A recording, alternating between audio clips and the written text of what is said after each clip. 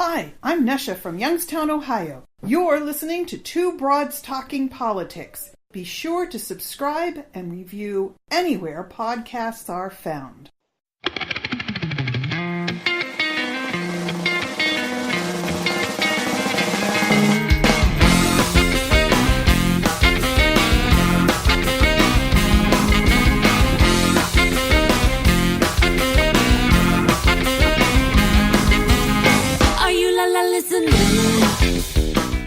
Hi everyone, this is Kelly with Two Broads Talking Politics, and I'm here with my co-host Sophie. Hey Sophie.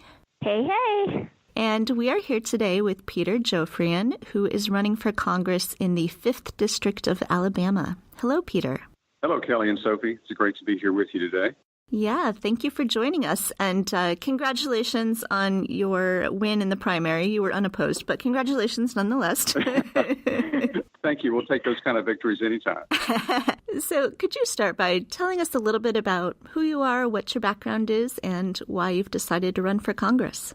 Sure. I'm a lifelong resident of North Alabama.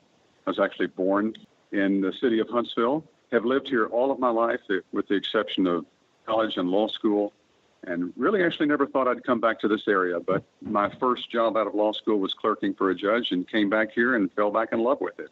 So my entire career, my professional career, has been here, and the last 29 years of it has been within the city attorney's office for the city of Huntsville. I served as the city attorney for the last 22 and a half years up through the end of 2015, and that's when I retired from that job and actually went to work with my wife, helping her with her small company, which serves veterans and those suffering from trauma. She uses a modality to help anyone suffering from trauma or PTSD or moral injury to deal with those kinds of emotional wounds. And I guess my inspiration for running actually started the day of the election when Trump was elected.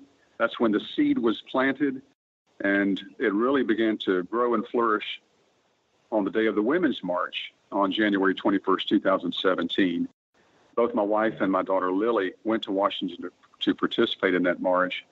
And that event, both there in Washington and across the globe, provided so much inspiration for me and really gave me hope that I didn't think that I would regain after the inauguration the day before. But that event gave me so much inspiration that I knew I had to step forward and do something. At the time, I did not think that I would be running for office myself. I actually spent several months and a good bit of time going around the district looking for someone, hopefully a woman, who had good name recognition and good resources and who might be a formidable candidate for the incumbent, Freedom Caucus member Mo Brooks. And after doing a search for that period of time, no one stepped forward. And so I spent a lot of time talking with my wife and prayed about it for a good while. And then made the decision that that person would be me, that I would be the one to step forward to run. And that's how I made the decision to do this.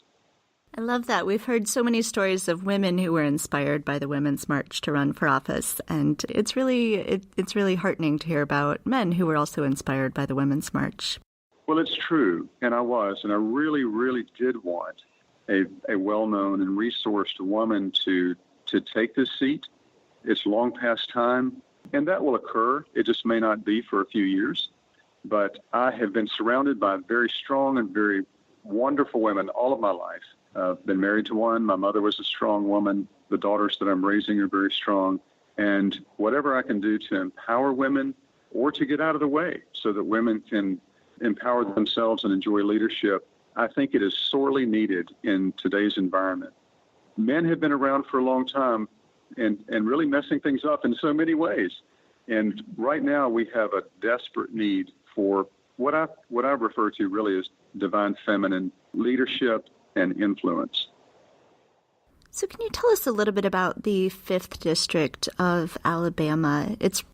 We refer to it as the top of Alabama. It's the 5 counties across the state from Mississippi to Georgia, Lauderdale, Limestone, Morgan, Madison, and Jackson counties.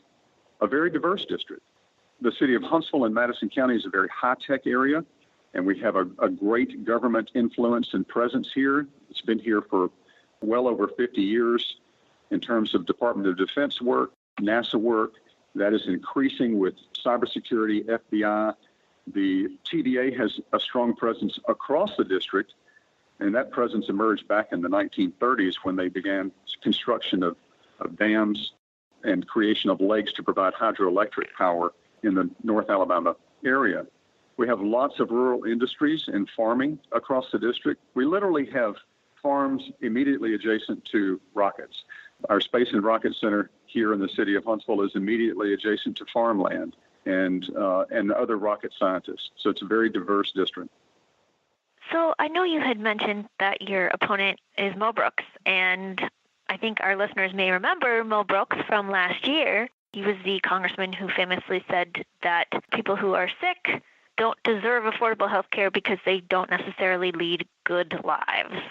He sort of became the face of, in many ways, the congressional Republican attempts to undermine healthcare in the country. So I'm wondering if you can tell us a little bit about your platform for healthcare and the things that you would like to do if elected for healthcare.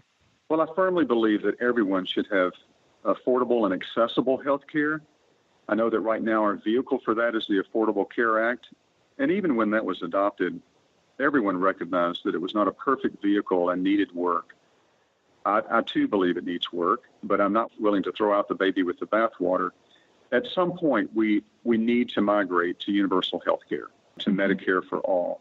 I'm not sure when that day is or when the environment will be right for that, but I believe in it. I know that other countries around the globe, particularly Western area countries, Canada, Norway, Germany, even Australia in the Southern Hemisphere, and a number of others, provide health care for all at much lower cost and at much better outcomes than we provide.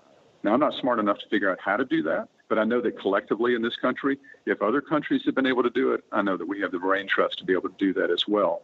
Medicare was intended when it was first envisioned as being a vehicle for everybody. It was a bipartisan idea. It was a bipartisan effort, but for whatever reason, they stopped at the age of 65 for those who were 65 and above, and never made it all the way down for everyone. At some point, we really do need to transition to that. I joked with my husband that I was going to start this interview by asking you if you believed that sea levels were rising because of rocks falling in the ocean. As the incumbent, Mo Brooks, recently said, he is shockingly and horrifyingly a member of the Science and Technology Committee in Congress. I was wondering if you could also speak a little bit about environment. I have never been to Alabama, but I picture northern Alabama as a beautiful place. And so I'm wondering how people use the land and how people think about the land and how that affects their views on the environment and how we should be protecting it. We have wonderful natural resources in the state of Alabama. It really is a beautiful state. There's so many different waterways and an incredible diversity of species. I think it may be the most biodiverse state in the country. And we actually do believe in good science in the Tennessee Valley and North Alabama, contrary to what Mo Brooks has said. It frankly was just a terrible embarrassment for not only the district, but for the country, for him to make those comments and be a member of the Space Science and Technology Committee. Y'all should really check out our website. We did a kind of a tongue-in-cheek video in response to the rocks in the sea causing rising sea levels. It's when you have a moment, do check it out. I am a believer in good science. I do believe that climate change is real. Science and technology are two of the things that help sustain our district economically. You know, people joke about things not being rocket science, but here we take that seriously because we're full of rocket scientists here in the Tennessee Valley. And we understand climate change and do believe in climate change, contrary to what the incumbent has stated publicly as a member of the Space Science and Technology Committee. So we've asked you about healthcare and climate change. What are some other issues that are really important to you and are driving your campaign? Jobs and economy are always important. As we travel across the district, the same kitchen table issues you probably always hear about are still the issues that people are most concerned about, and that is good jobs and the right kind of job, of course, healthcare, and then education. Those are the three issues that continue to pop up the most. And I don't know if you're aware of this concept, but there's this group, this demographic group that's called the Youth Opportunity Gap. Have either of you heard of that before? Mm-mm. What that is that 17% of our youngest 16 to 24-year-olds are neither employed or in school. Now, that is a terrifying statistic because what that means is that demographic group, which is roughly 20% of that age group, are not contributing to the tax base. They're not contributing to Social Security and Medicare. They're not involved in sustainable economic employment, and they're not getting the kind of training they need in order to develop those skills that will lead to sustainable employment. So not only are they now disadvantaged and suffering from this, they will have to be dependent upon public assistance and others to sustain them throughout their lives. So they will continue to have to be dependent upon others for their survival. We have to find a way to address that. We've got to enhance our Head Start, pre-Head Start, our early childhood education. We've got to provide enhanced training for trade skills because we know that not everybody is going to go to college and not everybody needs to. But we have not done a good job of developing trade skill programs to adequately train those who don't want to go to college for a sustainable and marketable skill. This youth opportunity gap will just continue to expand and grow. The cost to us in real dollars is over $1.5 trillion over the course of their lifetimes, and that's a substantial hit. Another thing I wanted to ask you about was, and you already mentioned that you had prayed about whether to run for office. And on your website, in your section about you talk quite a bit about your faith and that your father was an Episcopal priest. Can you talk a little bit about what that relationship to your faith, how that affects your worldview and your politics? I think it grounds me. I think it prepares me for dealing with the myriad of emotional, psychological, spiritual, religious issues that I'm faced with as I go around the district talking. I've been a part of an interfaith community for many, many years. I have a profound respect for all traditions and all faiths. My wife is also an Episcopal priest, and I came very close to going to seminary myself. It has given me a foundation of strength and an ability and innate ability to deal with the very profound and deep and troubling issues that we're faced with in our country from both a moral and theological standpoint that I would not otherwise have if I were not rooted in these traditions. So it looks like you have an interesting and fun event coming up with your campaign that's called a garden tour. Is gardening something that you participate in, or is it just something that is important to the people in your district? When I was growing up, I was one of 6 kids in a large family, and my mother has always had gardens, and we always participated in helping her with those gardens. My least favorite chore, of course, was having to pull weeds from the gardens, but I always grew up with a love of flowers and gardening, and although I'm in a location now that does not have enough sunlight to allow for a large garden, I still love them, as does my wife. And so the garden tour was a way of us expressing that love, but also helping to finance the campaign. We're looking for different ways of raising money in order to finance the campaign. That's neat. And that for anyone who is up in the Huntsville area, it looks like it's going to be really neat to see these gardens. And it's with Harvey Cotton, who's a garden writer as well. But that sounds really neat. I have a lot of fond, nostalgic memories of my grandmother gardening and beautiful flowers that she grew. So I think that's a really neat and unique kind of way to fundraise for the campaign.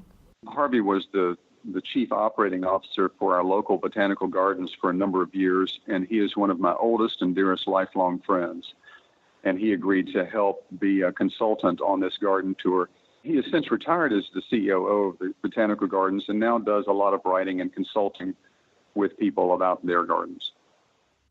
All right. Well, is there anything else that you want to make sure to talk about your campaign or your district? I do want to say with regard to fundraising that I will not accept money from the NRA or big pharmaceuticals or the private prison industry or big oil. I just wanted to make that clear that there are some limits. And so you also, this week, were endorsed by National Indivisible. So congratulations on that. Thank you. Thank you.